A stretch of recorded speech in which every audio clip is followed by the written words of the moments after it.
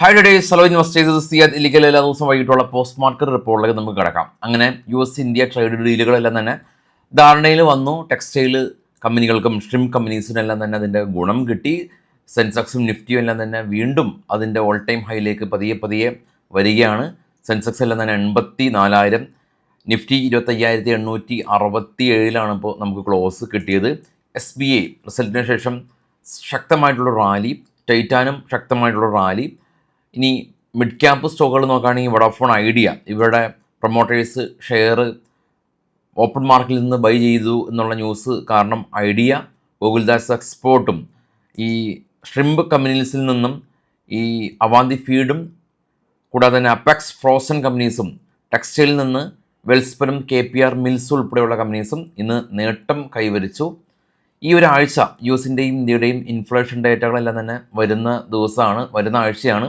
കൂടാതെ നാളെ നമുക്ക് നിഫ്റ്റിയുടെ എക്സ്പയറി ആണ് ഉള്ളത്. കഴിഞ്ഞ തവണത്തെ എക്സ്പയറി ഓർമ്മയുണ്ടാവും. അപ്പോൾ അതുകൊണ്ട് തന്നെ എക്സ്പയറി ഡേയ്സ് കുറച്ച് കോഷ്യസ് ആവുക. നിഫ്റ്റിയിൽ നിന്ന് മികച്ച നേട്ടം കൈവരിച്ചത് SBI 7.4%, Shriram finance 6%, Grasim, Titan, doctor Reddy തുടങ്ങിയ companies, Max healthcare, power grid, ITC, ONGC, NTPC തുടങ്ങിയ സ്റ്റോക്കിൽ പ്രോഫിറ്റ് ബുക്കിംഗ് കണ്ടു.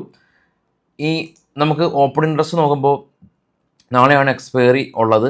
26,000 മേജർ റെസിസ്റ്റൻസ് സോണായിട്ട് ആക്ട് ചെയ്യുന്നുണ്ട്. 25,800 മേജർ സപ്പോർട്ട് സോണായിട്ട് നിലവിൽ നമുക്ക് ഉള്ളത്. ഇനി നമുക്ക് നേരെ ഗ്ലോബൽ മാർക്കറ്റ് ഒന്ന് കണ്ടുവരാം. ഏറ്റവും ടോപ്പിൽ ഗോൾഡ് ശക്തമായിട്ട് ഉയർന്നു. $5,018 പെർ ഔൺസ് ഉള്ളത്.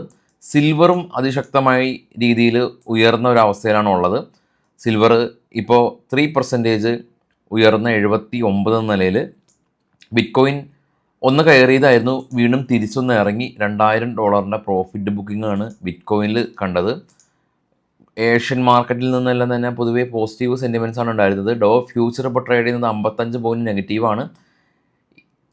ജപ്പാൻ മാർക്കറ്റ് കാണാം 2,000 പോയിൻറ്റിൻ്റെ ശക്തമായ റാലി രേഖപ്പെടുത്തി. നമ്മുടെ മാർക്കറ്റിനോടൊപ്പം തന്നെ ഏഷ്യൻ മാർക്കറ്റും പൊതുവെ പോസിറ്റീവായ രീതിയിൽ നിലകൊണ്ടു എന്ന് കാണാൻ സാധിക്കും. ഇനി ഈ ഒരാഴ്ചയിൽ നമ്മൾ നേരത്തെ സൂചിപ്പിച്ച പോലെ തന്നെ ഈ ഒരാഴ്ച മേജർ ഈവൻ്റ് ഉള്ള ആഴ്ചയാണ്, ശ്രദ്ധിക്കണം.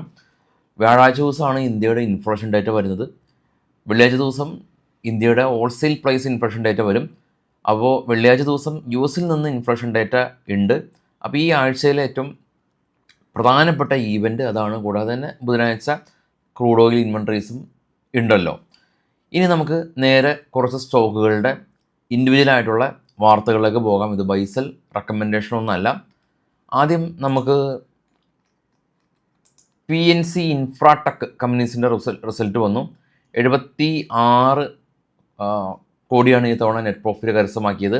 81 കോടി രൂപയിൽ നിന്ന് പ്രോഫിറ്റ് ചെറിയ തോതിൽ കുറഞ്ഞു, എന്നാലും ഇവരുടെ റവന്യൂ ഉയർന്നിരുന്നു. സ്റ്റോക്ക് നിന്ന് പോസിറ്റീവായിട്ട് നിലകൊണ്ടു.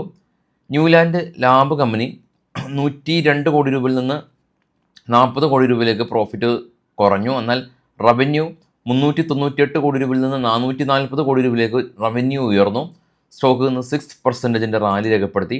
സംഭവ് സ്റ്റീൽ ട്യൂബ് കമ്പനി, ഇവർക്ക് 361 കോടി രൂപയുടെ ഒരു ഇൻസെൻറ്റീവ് ഗവൺമെൻറ് ഭാഗത്ത് നിന്ന് ലഭിച്ചു എന്നുള്ള ന്യൂസ്. അപ്പോളോ മൈക്രോ കമ്പനി 18 കോടി രൂപയിൽ നിന്ന് 30 കോടി രൂപയിലേക്ക് പ്രോഫിറ്റ് ഉയർത്തി.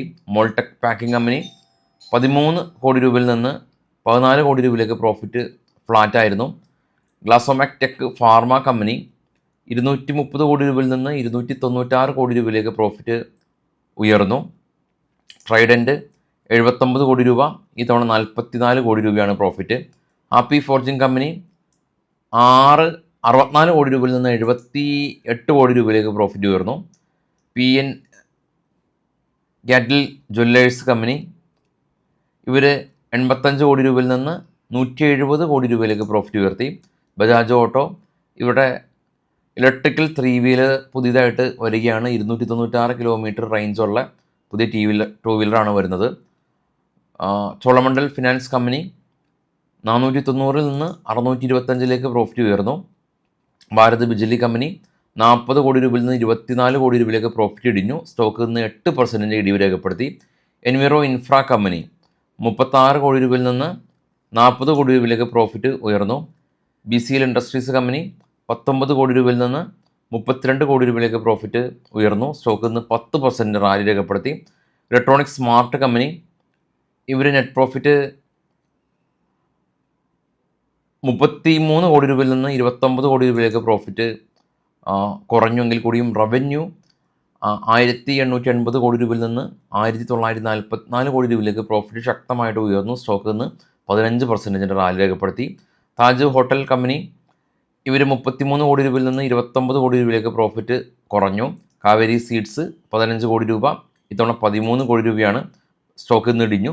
ഗ്രാഫൈറ്റ് ഇന്ത്യ ലോസിലുണ്ടായ കമ്പനിയാണ്. ഇത്തവണ 68 കോടി രൂപ പ്രോഫിറ്റ്. സ്റ്റോക്ക് ഇന്ന് 3% റാലി രേഖപ്പെടുത്തി എന്നുള്ളതാണ് ഇപ്പോൾ നമ്മൾ കണക്ട് ചെയ്തിട്ടുള്ള ന്യൂസുകൾ. നാളെ നമുക്ക് പ്രീ മാർക്കറ്റ് സെക്ഷനിൽ കാണാം. എല്ലാവർക്കും ശുഭരാത്രി. Thank you.